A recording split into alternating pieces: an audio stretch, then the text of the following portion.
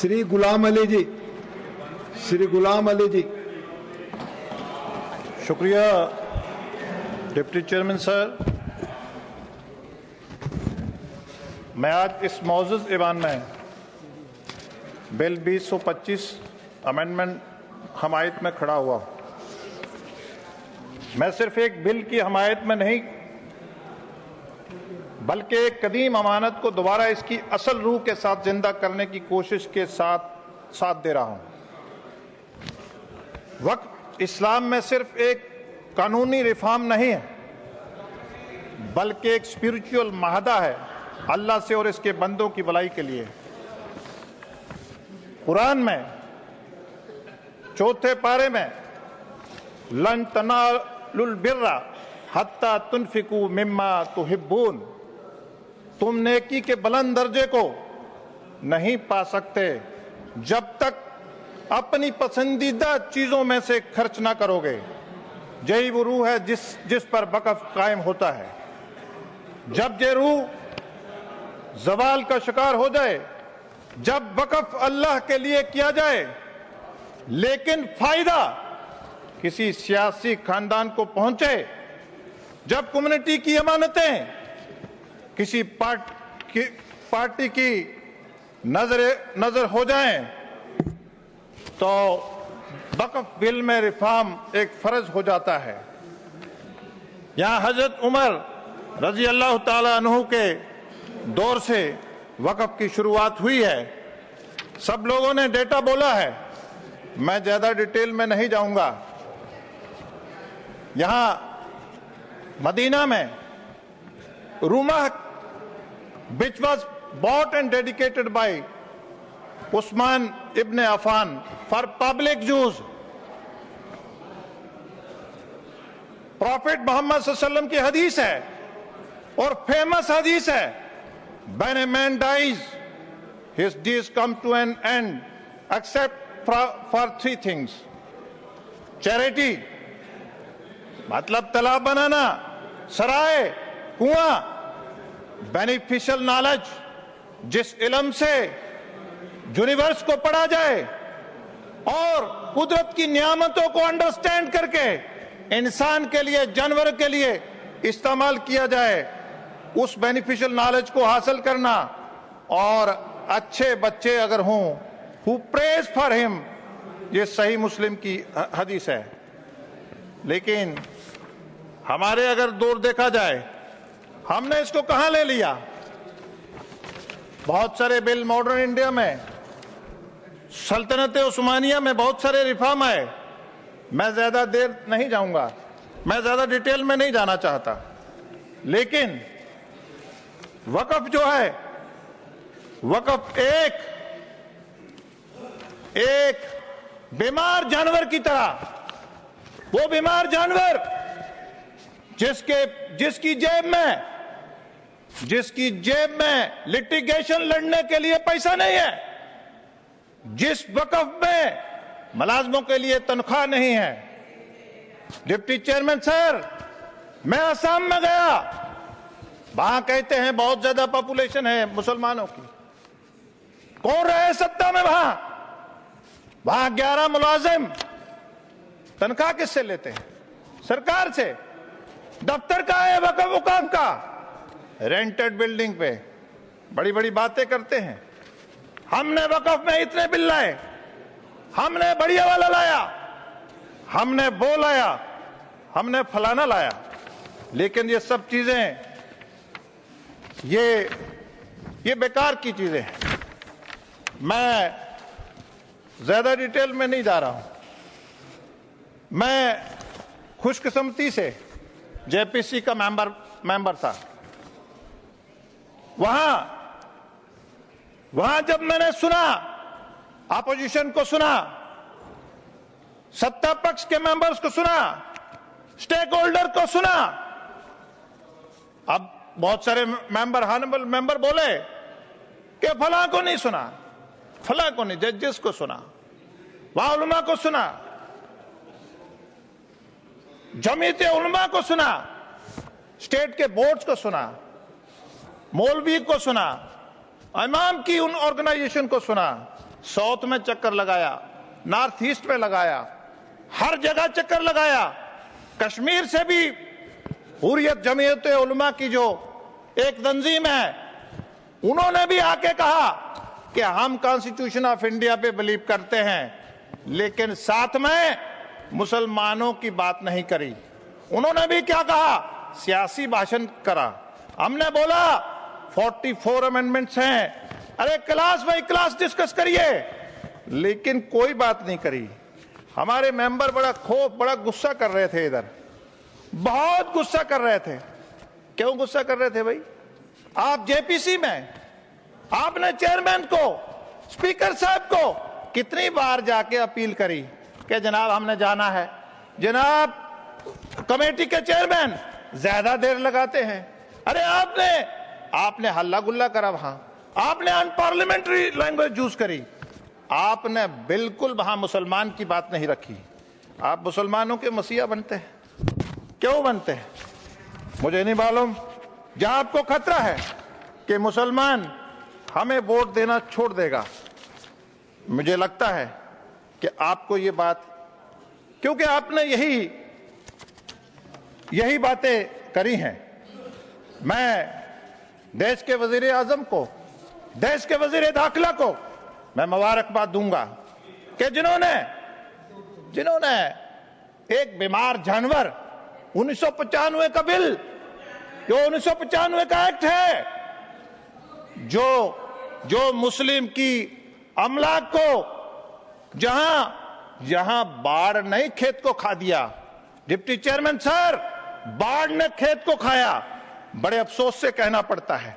मैं देश के वजीर आजम से कहूंगा कि 70 साल में जो इन्होंने वक्फ अमलाक को लूटा है, एक सीबीआई इंक्वायरी होना चाहिए। सीबीआई इंक्वायरी होगा, पात का पता चलेगा कि मुसलमान के हित में कौन है, असल में कौन है और नकल में कौन है। ये सारी चीजें अब आप बारी यहां आ गई है, मुसलमानों को डराते हैं आप। अरे जुड़ने दीजिए मेन स्ट्रीम से।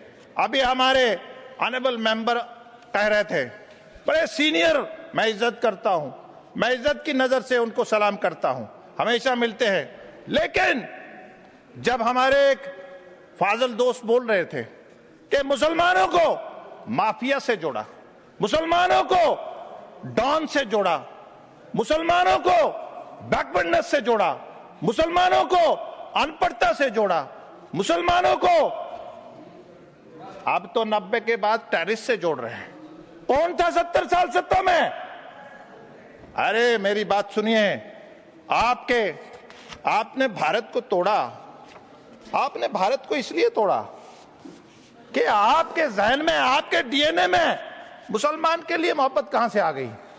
कहां से अगर होती तो आप उस वक्त मुल्क को नहीं बांटते। आप नहीं बांटते।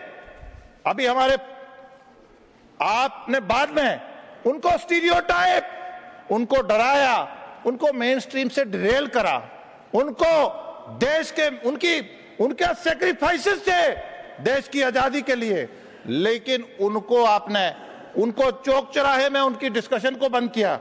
आपने किया सारा, आप ही हिसाब देंगे। आज दुनिया आप मैं में है, आज दुनिया हम में है। भारतीय जनता पार्टी हम में आ चुकी है। जरा मैं और हम में फर्क है, 1000 साल लगता है। आप सफर करिएगा। मैं कल एक लोकसभा की डिबेट सुन रहा था। मैं मेंबर का, बहुत सीनियर मेंबर है, उनको मुसलमानों ने बहुत वोट दिए हैं और मेंबर पार्लियामेंट भी भेजे हैं, यहां भी भेजे हैं, वहां भी भेजे हैं। लेकिन देखिए 80%, 90% उन्होंने अपनी स्पीच में कोई मुसलमान की वक्फ में तरमीम की कोई बात नहीं करी। उन्होंने हंसा, उन्होंने नोटबंदी का बात किया, कोई किसान का इधर उधर का बात करा, कोई मतलब उन्होंने मुसलमान को उसके लिए टाइम नहीं। इससे उनको नियत होता है कि उन्होंने वोट ले लिया, मुसलमानों ने यहां भेज दिया, लेकिन बात नहीं करी। एक और बड़ी पार्टी, रीजनल पार्टी है, कांग्रेस से निकली है, वो क्या कहते हैं? हिंदू जो हैं वो इंग्लिश उसको मानते हैं, इंग्लिश कानून को मानते हैं। और मुस्लिम जो है प्रॉफिट सल्लल्लाहु अलैहि वसल्लम को। अरे मुसलमान, भारत के मुसलमान के लिए आप इतनी साजिश रच रहे हैं कि उन्होंने क्या बोला? अरे मुसलमान जिस देश में रहता है ना, हिब्बुल बतने निस्वल ईमान, अरे उस देश से मोहब्बत करता है। मुसलमान कभी गद्दारी नहीं करता। आपके सामने मैं और कुछ चीजें रखना चाहूंगा। आज हम मुसलमान का वोट लेते हैं, लेकिन वर्किंग कमेटी में हम मुसलमानों की वेलफेयर के लिए डिस्कशन को अफोर्ड नहीं कर सकते। क्यों नहीं कांग्रेस अफोर्ड कर सकती? इसलिए अरे नरेंद्र मोदी जी से सीखिए। हैदराबाद में अपनी वर्किंग कमेटी में बोलते हैं मुसलमान के एक हाथ में कुरान होना चाहिए, दूसरे में कंप्यूटर होना चाहिए। आपको क्या तकलीफ है? अगर मुसलमान स्टार्टअप स्टैंड अप के जरिए विकसित भारत में मोदी जी का साथ देना चाहता है, दुनिया की सबसे अजीम ताकत बनना चाहता है, आप क्यों उसको बैकवर्ड रखना चाहते हैं? मुझे मालूम नहीं कि आप उससे जुल्म क्यों करते हैं।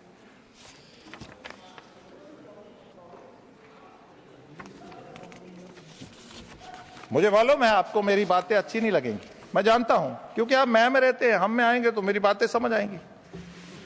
एक मेरे दोस्त सुबह बोल रहे थे, अरे आप कांग्रेस से हैं, बड़े इंटेलेक्चुअल हैं, गुस्सा करते हैं, लेकिन सुनिए क्या बोलते हैं कि परसेप्शन में कहां है, परसेप्शन नैरेटिव में कहां है, पर्सनल लॉ के साथ, प्रैक्टिस में कहां है, बीएनएस के साथ।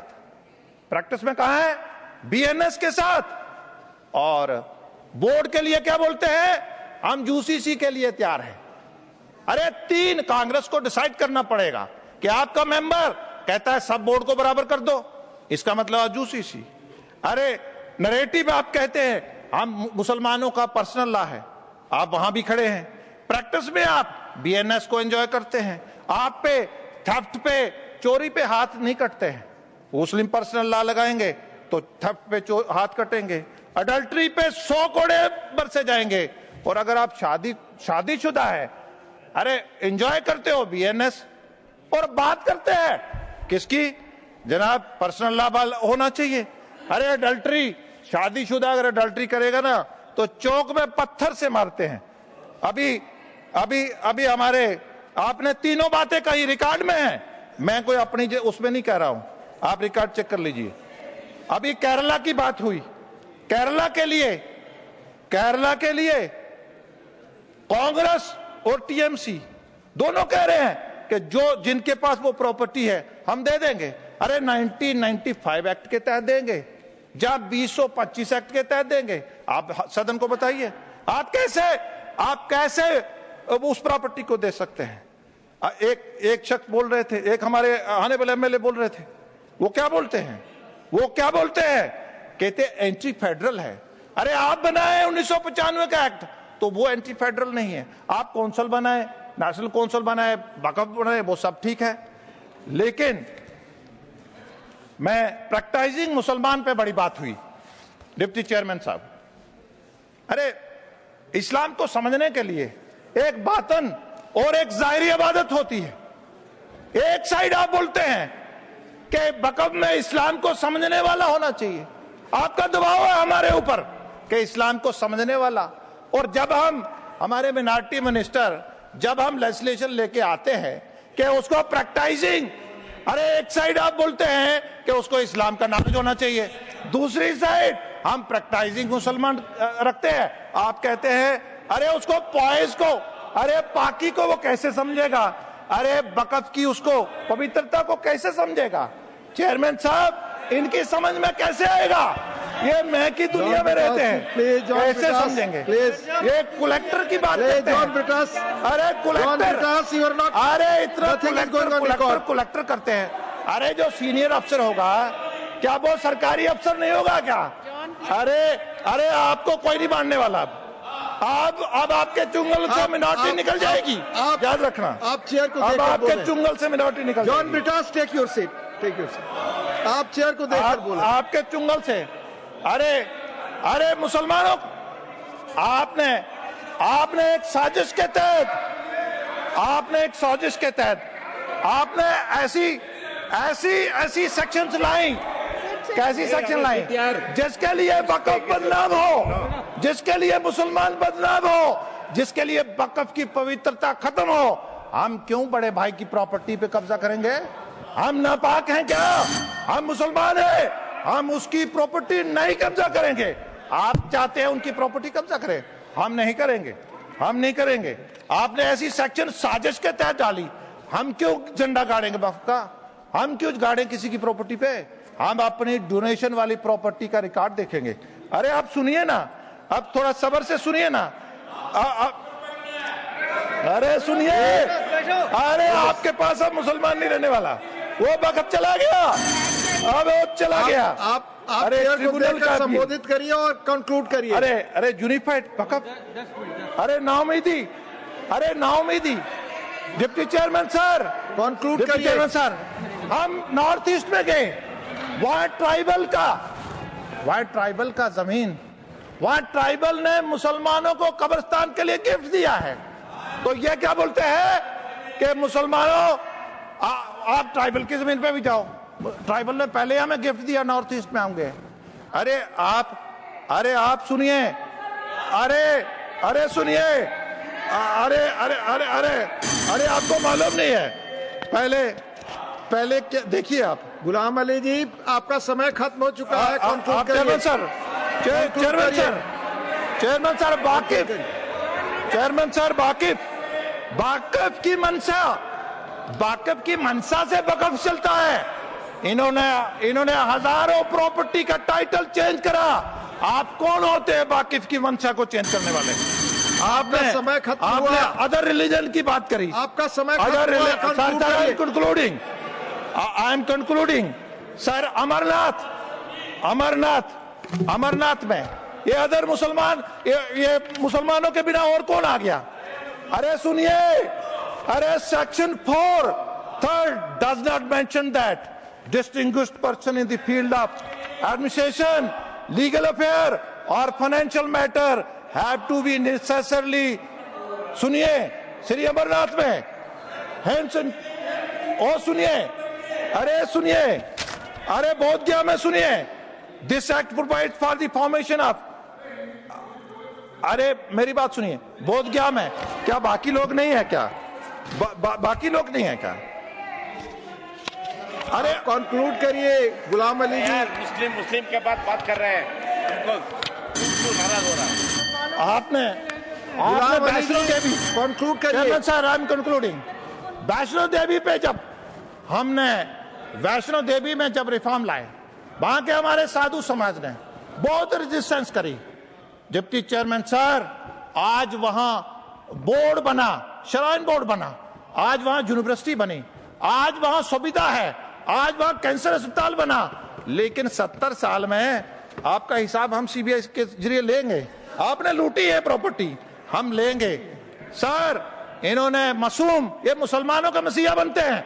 पिछले 30 सालों में 40,000 से ज्यादा मासूम इन्होंने कब्रिस्तानों में सुला दिए।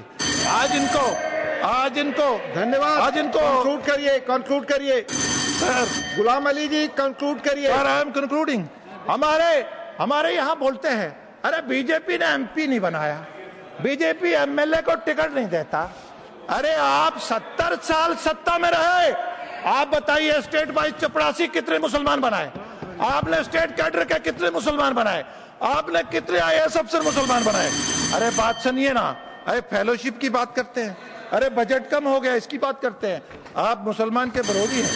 मैं कंक्लूड करूंगा, मैं कंक्लूड करूंगा कि सर आज जरूरत है कि हम इस बिल की हमायत करें, ताकि वक़्फ़ दोबारा कम्युनिटी की रूहानी और माशी ताकत बने, ताकि वो मसाजिद, वो मदारस, वो कब्रिस्तान, वो खस्ता हाल शिकार जो प्रॉपर्टीज है, इन्हें दोबारा सुनवारा जा सके। धन्यवाद। लास्ट में धन्यवाद। शेर से कंक्लूड कर रहा हूं सर। धन्यवाद। परों को खोल, जमाना उड़ान देखता है, परों को खोल, जमाना उड़ान देखता है, जमीन पे बैठ के क्या आसमान देखता है। शुक्रिया, जय हिंद। धन्यवाद। माननीय प्रमोद जी रूल, माननीय Pramod ji rule. Deputy chairman sir, rule rule 37 237 जी। समय के आवंटन के आदेश में कोई परिवर्तन नहीं किया जाएगा जब तक कि सभापति ऐसा न करें जो राज्यसभा का अभिप्राय उनका मंतव्य मालूम करके इस बात से संतुष्ट हो जाएं कि ऐसे परिवर्तन के लिए सामान्य सहमत है। ऐसा परिवर्तन, मैं एक अनियमितता से सदन को बचाना चाहता हूं। मेरा कोई उद्देश्य किसी के खिलाफ नहीं है, पर एक अनियमितता हो रही है, मैं उसकी तरफ ध्यान खींच रहा हूं। आप मेरे ख्याल से समझने के बाद सहमत हो जाएंगे। श्रीमंत, सामान्यतः सदन 6 बजे तक चलता है।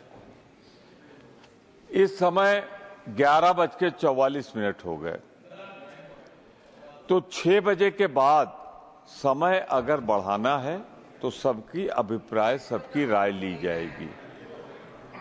दूसरा, जो बीएसी थी जिसमें आप भी थे, हम भी थे, सभी लोग थे, इसमें हमने 8 घंटे के लिए आवंटित किया था।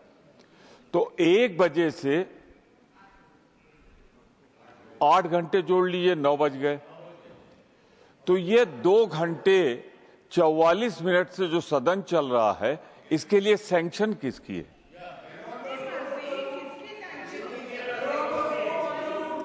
आम सहमत होनी चाहिए, करा लीजिए, अन्यथा जितना कुछ आप कर रहे हैं। प्रमोद जी, आपकी बात समझ गए। जी जी। नहीं, मैं फिर से स्पष्ट कर दूं कि जितनी कार्रवाई 6 बजे के बाद हो रही है, या आप बहुत इसको स्ट्रेच करें तो 1 बजे से लेके 9 बजे के बाद हो रही है। अरे यार, बैठे रहो, आप मंत्री हो, आपको खुद उठाना चाहिए था इस बात को। अगर मैं सदन को एक अनियमितता से बचाना चाहता हूं तो आप बिना सोचे समझे मना कर रहे हो। मैं सिर्फ ये कहना चाहता हूं कि राज्यसभा है, काउंसिल ऑफ स्टेट है, आप समझे जाते हैं उच्च सदन, और आप अनियमितता पे माननीय प्रमोद जी, आपकी बात सुनिए please please. Honourable members already please sit. Yes, I've heard. Been blatantly violated. Blatantly violated. No sense of the House was taken by the chair. Please. I've got it. Honorable members, it is as per recommendation of BSc and HC has approved it as required under Rule 37 and it has been made public. Please. No, please. It has been already come to the members. No, sir. I have already clarified it.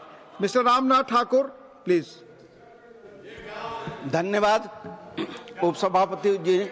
मैंने बता दिया। I have already read it, Pramod ji, for the benefit of members. Again, I will read. नहीं. It is as per recommendation of BSc and HC has approved it as per required under Rule 37. No, sir. 8 hours. Please. Ramnath धन्यवाद ठाकुर जी। उपसभापति महोदय, please. मैं सबसे पहले going on record, please.